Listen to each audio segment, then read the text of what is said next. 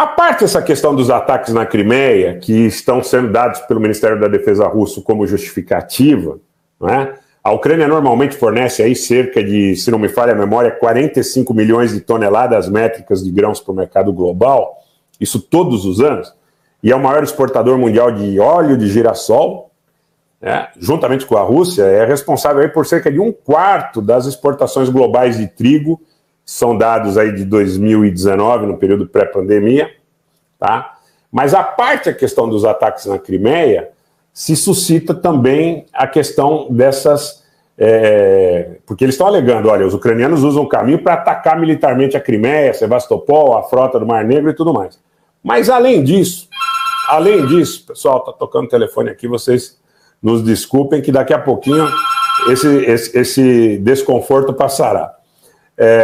Então, além disso, gente, tem a posição do G7, que é uma posição fundamental. Fazer ao vivo é isso. Na Globo também toca o telefone, viu, gente? Na Globo também toca o telefone. O G7, né, está pedindo a extensão, implementação total e expansão dos acordos de grão no Mar Negro, de um lado, mas, por outro lado, não é, a ameaça a Moscou, não é, a que esteja sujeita a uma proibição total de exportações de seus membros para a Rússia. Né? Esse é um conjunto de sanções que está em constante evolução. Todos os aliados da OTAN, da União Europeia, estão numa situação onde pacotes sucessivos de sanções são imputados à Rússia. Vocês sabem disso. No domingo, né, ontem, o Medvedev, que foi presidente da Rússia, que foi vice-presidente do Conselho de Segurança da Rússia, né, vice-presidente do Conselho de Segurança da Rússia, deu a entender uma postagem no canal do Telegram, que ele administra, que uma nova proibição de exportação do G7, né, interrompendo o fluxo de bens que são mais sensíveis, poderia gerar não apenas uma reciprocidade por parte da Rússia, mas como a suspensão da participação nesse acordo mediado pela ONU, que foi realizado na Turquia em outubro do ano passado, não é? Em razão, aí não da questão dos ataques de drones ou contra a frota do Mar Negro, mas desses novos embargos que seriam impostos pelo G7. Tá? Vamos lá, eu quero dizer para vocês uma outra coisa muito importante. Não é? A embaixadora dos Estados Unidos nas Nações Unidas disse que a Rússia atingiu o cerne da Carta da ONU. O que eu estou vendo? O que eu estou vendo aí como situação, né? A Linda Thomas Greenfield disse que é impossível ignorar o elefante gigante na sala, a Rússia. O que eu estou vendo com um risco muito grande de acontecer? Que os Estados Unidos comecem uma campanha visando o convencimento da maioria dos países integrantes das Nações Unidas de que seria absolutamente problemático em relação à expulsão da Rússia. A expulsão da Rússia, tá? Muito obrigado, amigo Marcos Antônio Rosa. Excelente apresentação 247 hoje, Rogério. Muito obrigado. Muito obrigado. É isso, Denis. A comunicação é uma arma de guerra. E quando ela é mal empregada, quando ela é mal utilizada, a gente efetivamente fica à mercê de irresponsáveis, por vezes. Né? Então, esse é um ponto a ser salientado, é um ponto a ser bastante reiterado, eu diria.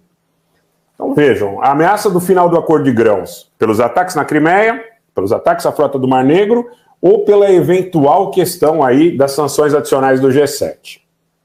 Isso pode terminar.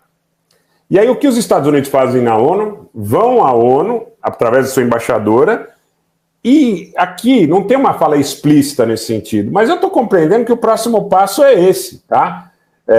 Porque, vejam, o que a embaixadora diz? Que a Rússia não estaria alinhada, não estaria alinhada com a presença da sua representação na própria ONU. Porque ela diz assim, olha, a Rússia atingiu o quê? O cerne da Carta da ONU. Então é como se dissesse, você está num clube, tá? Você está num clube, está ali num clube, e, teoricamente, é o que diz a embaixadora dos Estados Unidos, descumpriu as regras. Qual que é a sanção? Expulsão. Tá? Expulsão. Então, é complicado, Armando Ribeiro. Poderia levar aí, eventualmente, até em caso extremo, a uma posição dura e crítica da própria China. Aliás, essa guerra é contra a China, né, gente? A gente sabe disso. Vocês falaram no 247. A primeira vez que eu fui comentar a guerra no 247, vocês podem resgatar, eu disse, olha, a questão da Rússia é uma escala, porque o ponto final é o embate entre Washington e Pequim. É o embate entre Washington e Londres, de um lado, e os interesses econômicos, geopolíticos, de certa forma também a questão da aliança que a China encetou com os iranianos passou a formar ali um trio de países, não é, que, pelas localizações geográficas, inclusive, e pelos negócios que tem com a Índia, construíram um contraponto absolutamente expressivo aos interesses de Washington e de Londres. Isso é uma realidade. Essa é uma realidade em conteste. Tá? Então, o que os Estados Unidos imaginam? Não, nós vamos fracionar a Rússia, ou vamos derrotá-la, ou vamos mitigar o seu poder, ou vamos criar ali um embaraço para que a Rússia mantenha seu poder, para que depois nós cerquemos, inclusive fisicamente, a própria República Popular da China. Me parece que está aí nessa mensagem esta situação. Então, claro, a China diz que não fornece armas para a Rússia. Nós não fornecemos armas nem para a Rússia nem para a Ucrânia. Pode ser verdade? Pode ser verdade. Agora, claro que a China não quer que os russos sejam derrotados. Essa é uma outra realidade.